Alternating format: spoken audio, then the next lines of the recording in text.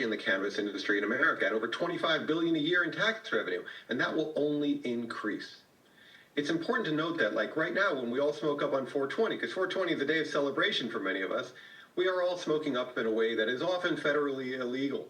And now next year, the hope is that it will not be the case. So maybe this will be the last year when we all have to partake in a way that is not completely legal. When you say it's very important. I'm sorry, go ahead. No, I was just curious. When you say in a way that is not legal, you're saying if you're living in states where it's not legal. Is that what you mean by that? Well, no, because even if it's like right now I'm in Arizona, and state-wise it's completely legal here, both recreational and medical. Mm-hmm. But federally it's completely illegal. Right. It's as if it's in the same classification as heroin.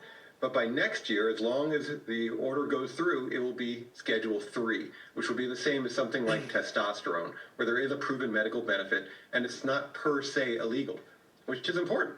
Because it's a great plant, as we all know. Well, this was just the majority of one. Americans consume it one way or another. This is the one detail I was going to share, is that for Schedule 1, it's the same category as heroin and LSD, but this movement to Schedule 3, what is the value of that? And, you know, one thing I hear people say is that it can dampen how you think, slow your reaction time, and for young people to, you know, smoke marijuana or take these gummies, that can have a long-term effect on their development. I always say, well, alcohol is available to people 21 and over, and that doesn't help anybody. But what do you think is the benefit of moving this to Schedule 3, and what would be some of the remaining risks?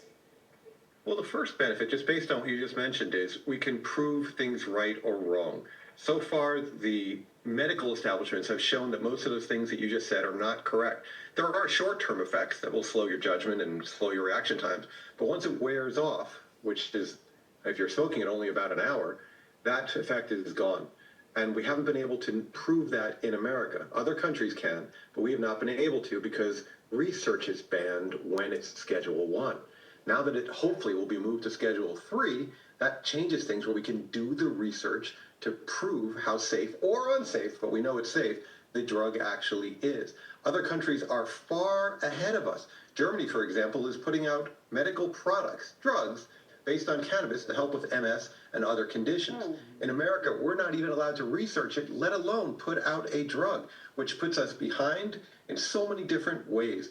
And it hurts the American, obviously the American citizen, because so many of us have ailments that would be helped by this plant. And now with Schedule 3, we'll be able to prove that and make these products that are very necessary for many of us.